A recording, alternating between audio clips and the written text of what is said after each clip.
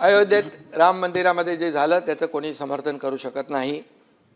राम भक्तांना अतिशय वेदना झालेल्या आहेत आणि यावर कठोर चौकशी कठोर कारवाई होते आहे। मोदीजी आणि योगीजी कुणालाही सोडणार नाहीत, ते जेलमध्ये तुरुंगात खडी फोडायला पाठवल्याशिवाय राहणार नाही। परंतु मी आपल्याला आठवण करू देऊ इच्छितोय की जे टीका करतायत त्यांच्या सहकाऱ्यांनी सिद्धिविनायकाच्या मंदिरामध्ये दानपेटी लुटण्याचं पाप केलं, तेव्हा चौकशीचे आदेश का दिले नाहीत? का दिले नाहीत? मी बोलतोय त्याच्यावर पुरावा म्हणून बोलतोय। हे बघा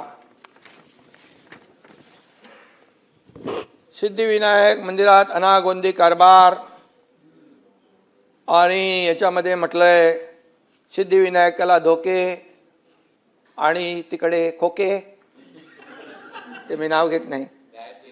हे बघा ही बातमी आहे, हे मी बोलत नाही आहे। मनसेचे किल्लेदार यांनी प्रेस कॉन्फरन्स घेऊन हे त्यावेळेस हे केलेलं आहे। ही वस्तुस्थिती आहे, मी खोटं बोलणार नाही। आणि सिद्धिविनायकाच्या दानपेटीवर डल्ला मारणं हे आपलं हिंदुत्व आहे का? सावरकर यांना माफीवीर म्हणणाऱ्यांच्या मांडीवर बसणं हे आपलं हिंदुत्व आहे का?